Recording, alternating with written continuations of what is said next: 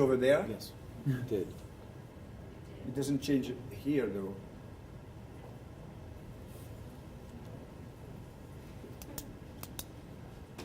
There we go. Okay. It's okay. All right. So basically,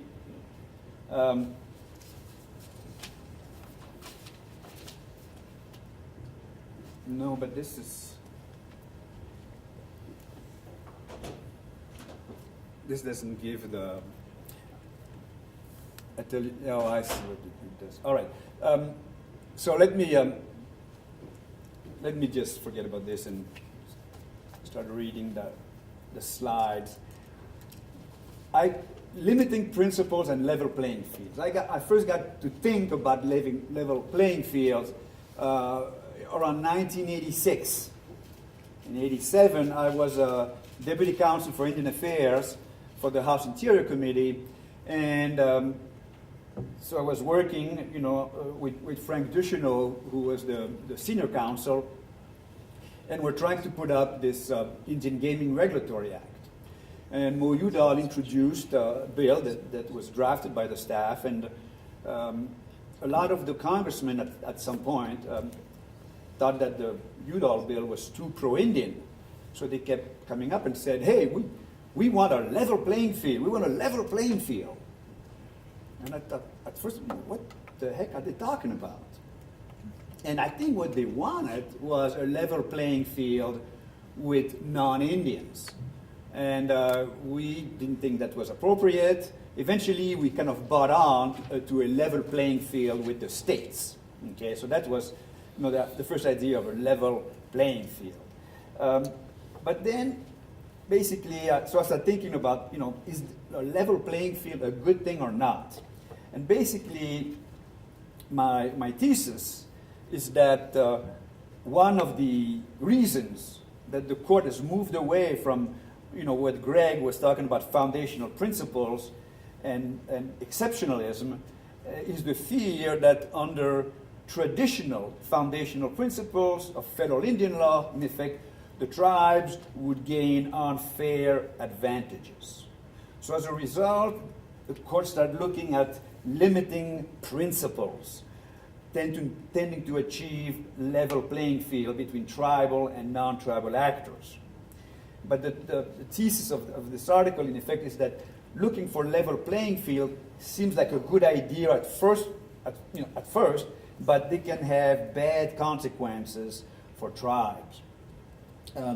One of the typical example of a limiting principle was that obviously, the foundation principle is Indian tribes are sovereign nation that retain all of their original inherent sovereignty, except to the extent it was limited by Congress or taken away by a treaty, okay, or given up in a treaty. Well, obviously, when it came to jurisdiction over non-members, the court in the Montana case develops this limiting principles that was, well, no, the tribe can only exercise those powers that are consistent with their status and are necessary for tribal self-government. And we all, I hope we know in this room that from then on, in effect, eventually the tribe has never recognized the court, it's kind of a tribe, but the court has never recognized any jurisdiction, criminal jurisdiction, for instance, over non-members using that kind of principle. So basically here, instead, I'm going to try to look at three areas: state taxation on Indian reservation, tribal sovereign immunity, and off-reservation treaty rights. So the state taxation type basically is a cautionary tale about level playing fields. If the foundational principle from Worcester versus Georgia, states have no jurisdiction in Indian country. And then in Williams versus Lee, the court comes up and says, well, no, I think that the state may have jurisdiction as long as it does not infringe on tribal self-government or interferes with the tribal control over reservation affairs. Eventually, we get this Indian preemption doctrine, right? And the Indian preemption doctrine is, in effect, it's kind of a balancing the tribal and state interests to figure out if the state can tax, most of the cases are tax cases, can tax certain activities on Indian reservations. So it sounded good at first, and when Justice Thurgood Marshall was on the court, it worked fine for the tribes, this balancing of the interest. But eventually, as they say, a funny thing happened on the way to the forum. The Rehnquist wing of the court took over, and then in 1989, we had the Cotton Petroleum case. Okay? And the Cotton Petroleum case, in effect, just about gave up on Indian preemption and balancing of the interest, said, hey, there's no presumption in favor of preemption, and then basically was allowed to tax oil and gas production on Indian reservation from Indian land. Well, it was a non-Indian operator. And then, finally, then we get the City of Sherrill case. So this goes beyond the Indian preemption in Cotton Petroleum, because here you have Indian property and inside technically an Indian reservation. And the court then again is looking at limiting principles because of the claim in City of Sherrill by the Oneidas that they could perhaps level. Okay, so this is what Bader Ginsburg said. If the Oneidas may unilaterally reassert sovereign control and remove these parcels from the local tax roll, little would prevent the tribe from initiating a new generation of litigation to free the parcels from local zoning or other regulatory controls that protect all landowners in the areas.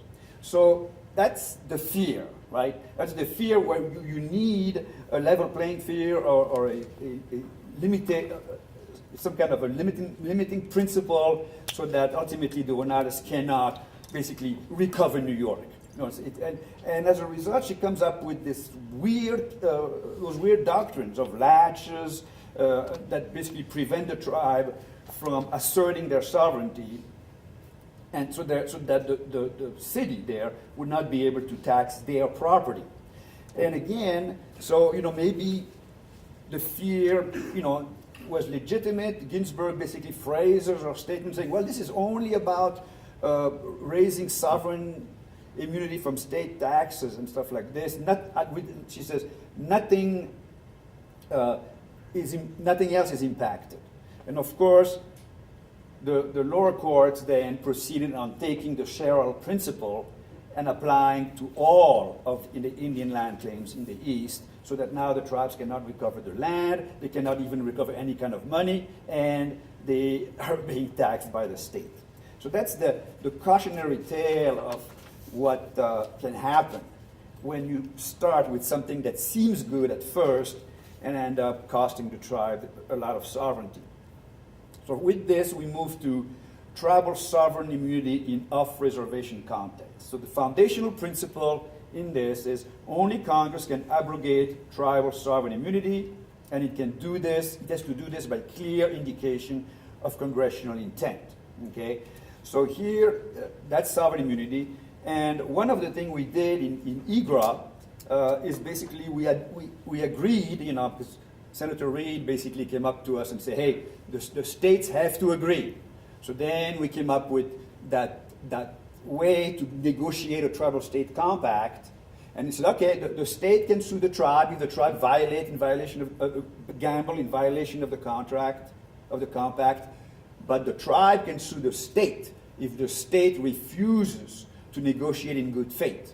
So this to us was the ultimate level playing field, treating the tribe and the state the same. Well, how did it work out? Well, it didn't. The court in Seminole Tribe, Florida was a Seminole Tribe, basically said, well, Congress can't do that. You cannot abrogate the sovereign immunity of the state using your Commerce Clause power. So they upset the whole delicate balance that had been reached. And again, it was tough. It was a tough day for us because we realized we didn't predict this. But in effect, it kind of had huge consequences for the implementation of IGRA, the Indian Gaming Regulatory Act on Indian Reservation, and gave the states an upper hand in renegotiating a lot of those compacts. So let me talk about another case that is making its round, and that is the Allergan-Ristasis patent litigation. This is the case some of you may have heard, where the St. Regis Mohawk and Allergan got into a deal where the corporation gave its patent for Ristasis, which is a medical patent, to the tribe. The tribe then leased it back exclusively to the corporation. But by then, before that happened, the corporation had been sued in what they call inter partes review as part of the patent board, because those reviews basically they say, all right, we gave you a patent, but now we're reconsidering.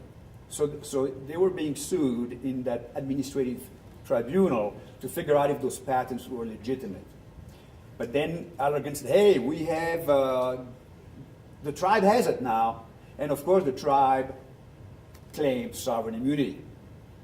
So eventually the Federal Circuit, I think, said that ultimately the IPR review was kind of like an enforcement proceedings by the United States government, and therefore sovereign immunity cannot be used. Okay? The problem with this, because remember we talked about level playing field, treating tribes and states the same for sovereign immunity purposes. The problem with this is that there's a bunch of previous board decision and one by the Federal Circuit that basically say that, for instance, state universities, like the University of Montana, can invoke sovereign immunity in patent litigation, okay, in the IPR. So you can see here, tribes are being potentially treated differently than states. So the circuit said, well, we're not ruling on the state, on state sovereign immunity. We're just making this applicable to tribe for the time being, and we're not saying anything about the state. The problem with this is that because of Seminole Tribe versus Florida, in effect, the United States cannot waive the sovereign immunity of the state under the patent clause, because it's part of Article 1. Okay? And they could do it under the Section 5 of the 14th Amendment, but they would have to meet the very stiff test of City of Bernie versus Flores, which is, just kidding. Congruent and proportional. That's right. God, this guy knows the law, I wonder. And so in effect, it may very well be that the state will continue to enjoy sovereign immunity, but somehow the tribe will not. Then let me move on to sovereign immunity beyond gaming. And this is Lewis and Clark. Lewis versus Clark. This is that case that Matt mentioned this morning, whether in effect the question was, does a tribal employee have sovereign immunity for something that an accident, a car accident that happened off the reservation when he was conducting a tribal bus. And the court basically said no, they don't have that kind of immunity for accident that happened in the course of their employment, but they are being sued as the employee. It's not about the tribe. Sotomayor did something really weird too there. She said, well, state employees don't have that kind of sovereign immunity, so why should the tribal employee have? Again, treating tribal and state immunity the same for the purpose of that case, she says, I see no reason why we should extend the tribe more immunity than the state. So again, while tribe and state cannot be really treated the same, that IGRA and the Ristasis litigation show that, right? Because the state have a constitutional protection that the tribes don't. In effect, in other areas of sovereign immunity, they are being compared for the purpose of diminishing sovereign immunity. And finally, I think that Greg mentioned Upper Skagit versus Lundgren. And this is the immovable property doctrine. This is a common law doctrine under which sovereigns enjoy no immunity from action involving immovable property located in their territory. In that case, the tribe had bought some property that was not within their reservation. They then got into a boundary dispute with their neighbors. The neighbors sued them. The tribe invoked sovereign immunity. Okay, and eventually it went to the Supreme Court, and the court remanded. Okay, Justice Gorsuch remanded the case and basically said, well, unlike Justice Thomas, as Greg said, and I think Alito, right, that said, this immovable property exception is also applicable to tribal sovereign immunity. No questions. It's applicable